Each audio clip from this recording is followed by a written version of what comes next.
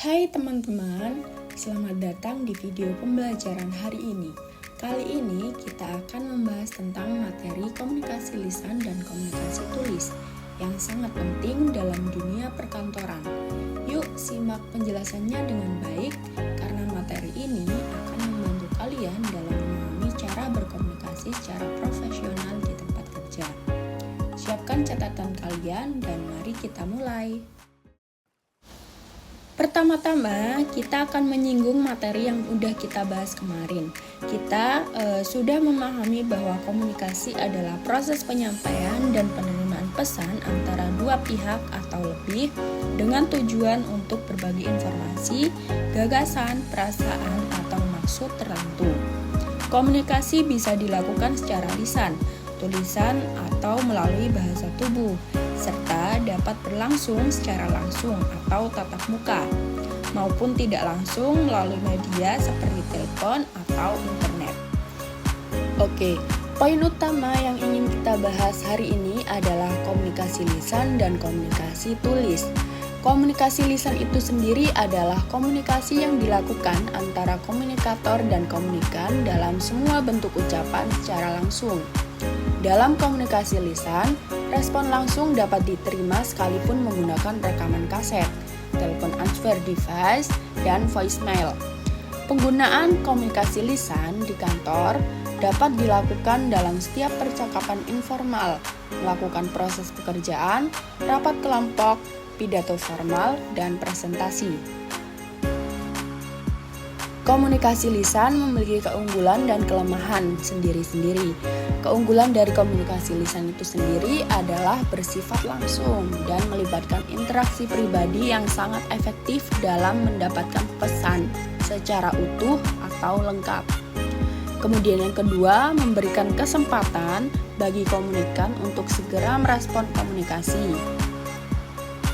Kemudian yang ketiga, melalui respon secara langsung dapat memastikan tindakan lebih cepat oleh pegawai kantor. Dan yang terakhir, proses komunikasi yang dilakukan secara langsung dapat membantu menjaga kerahasiaan pesan komunikator. Nah, meskipun komunikasi lisan memiliki kelebihan, tentu terdapat kekurangan dari komunikasi lisan itu sendiri. Kekurangannya yang pertama, tidak cocok untuk menyampaikan pesan yang membutuhkan penjelasan cukup panjang. Kemudian yang kedua, karena dilakukan secara langsung, maka dalam komunikasi lisan harus menghadirkan kedua belah pihak secara fisik, yang kadang tidak selalu bisa dilakukan karena berbagai keadaan atau situasi yang tidak bisa untuk bertemu langsung. Kemudian yang ketiga, dapat mengakibatkan pemborosan waktu, karena apabila tidak terkontrol, kadang pembicaraan mengarah kepada hal yang tidak perlu. Jadi pembicaranya itu melebar kemana-mana. Kemudian yang keempat, tidak memiliki rekam jejak, sehingga kadang sulit dijadikan bukti atau dasar, kecuali dibuatkan catatan atau rekaman. Jenis komunikasi kantor secara lisan itu ada 3. Yang pertama rapat, yang kedua presentasi, yang ketiga telepon. Arti dari rapat itu sendiri adalah media komunikasi kantor yang terstruktur untuk tujuan menyelesaikan suatu pekerjaan dalam organisasi baik swasta maupun pemerintah. Kunci efektivitas dari rapat adalah adanya keseimbangan antara struktur dan interaksi. Keseimbangan tersebut dapat diperoleh dengan mempersiapkan pertemuan sebaik mungkin dan mengatur pembicaraan seadil mungkin.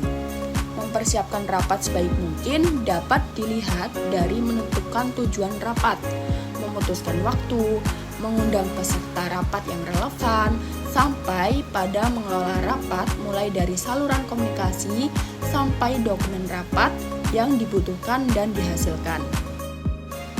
Nah, di sini ada beberapa poin yang membahas tentang rapat.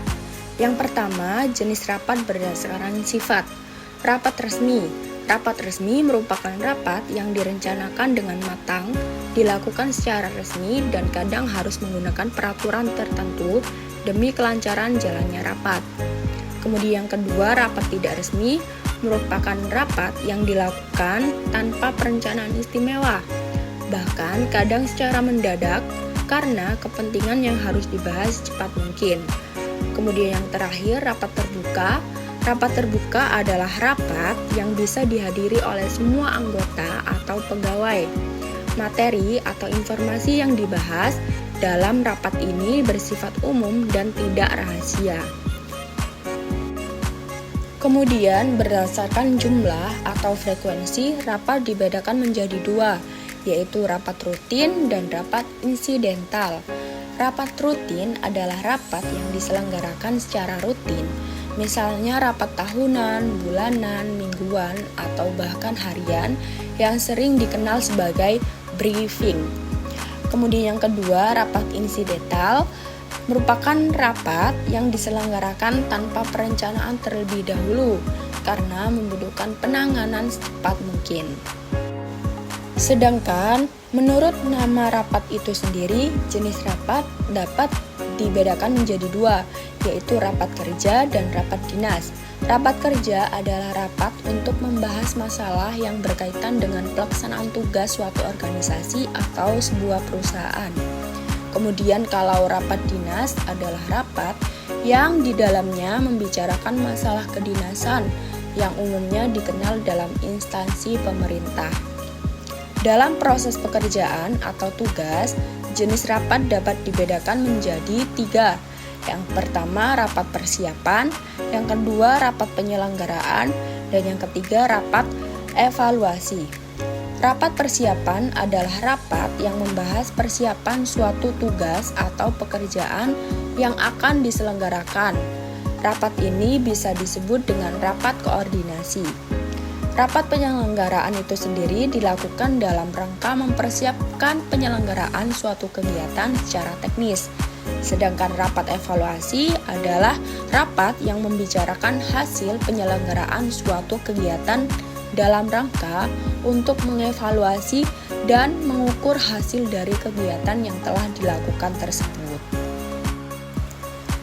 Sedangkan berdasarkan keberadaan peserta rapat, jenis rapat dibedakan menjadi dua, yaitu luar jaringan atau yang sering disebut dengan luring, dan yang kedua dalam jaringan atau yang sering disebut dengan daring.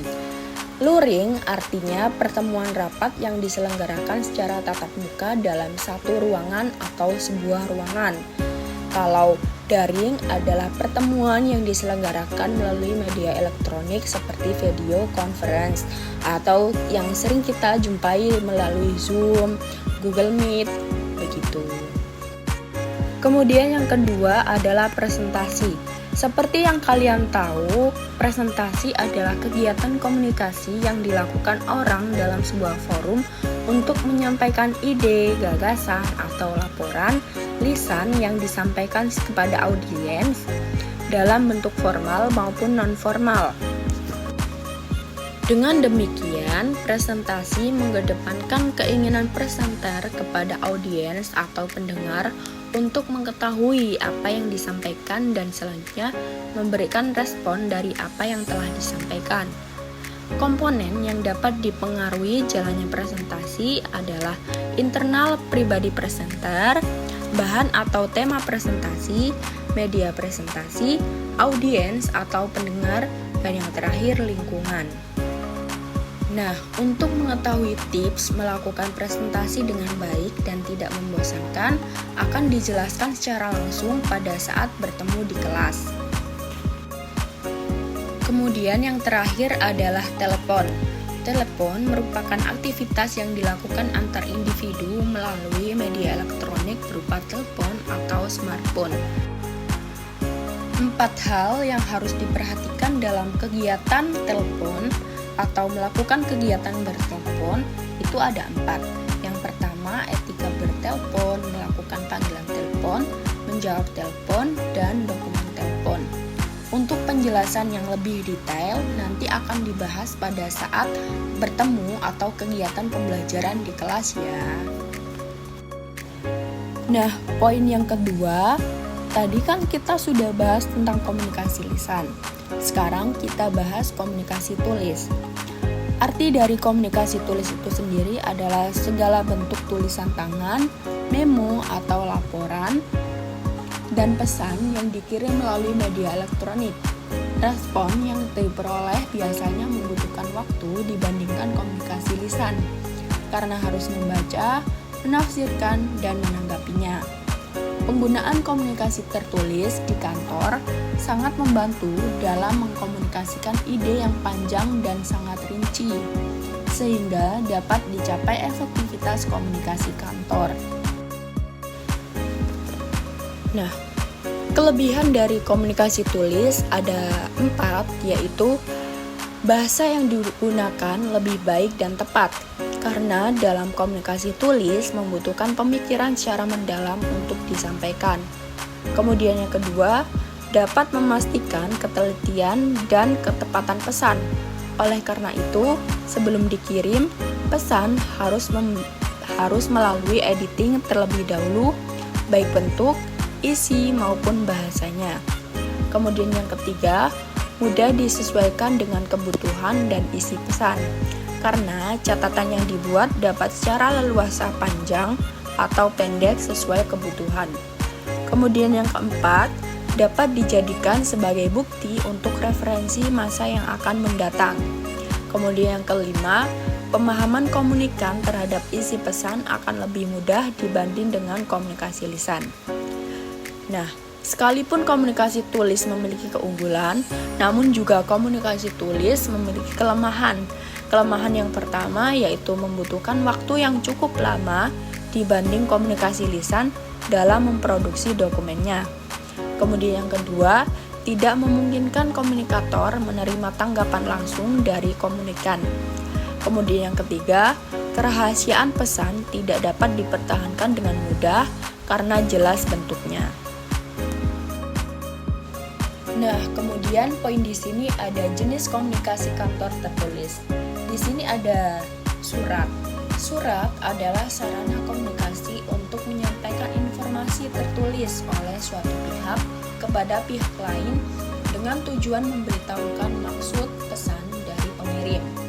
Fungsi utama dari surat adalah untuk membuka dan memelihara hubungan eksternal serta untuk memulai dan melakukan semua jenis transaksi bisnis. Tujuan utama surat adalah untuk menyampaikan beberapa informasi secara akurat dan efektif, sehingga dapat membangkitkan respon positif. Kemudian laporan. Laporan adalah bentuk penyajian informasi yang sistematis secara tertulis berkaitan dengan suatu peristiwa, kemajuan suatu pekerjaan, atau aktivitas bisnis. Laporan merupakan salah satu sumber utama manajemen yang digunakan dalam pengambilan keputusan. Kemudian, jenis komunikasi kantor tertulis yang ketiga adalah memo.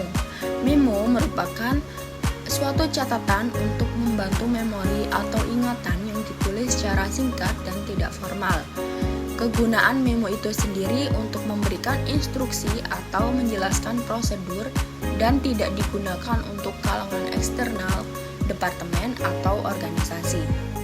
Sedangkan arti dari manual kantor itu sendiri merupakan suatu petunjuk kerja atau SOP terhadap proses kerja yang dilakukan di sebuah kantor atau organisasi.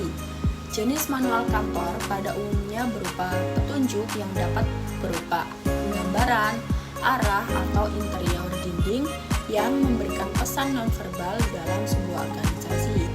Contohnya, petunjuk penggunaan ruang, petunjuk arah tempat, slogan standar kerja yang ditulis pada papan-papan yang dipasang di dinding di lingkungan kantor.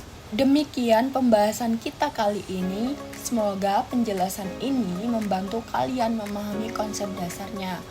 Untuk materi yang lebih lengkap serta diskusi lebih mendalam akan dibahas bersama saat pertemuan di kelas. Sampai jumpa dan terima kasih.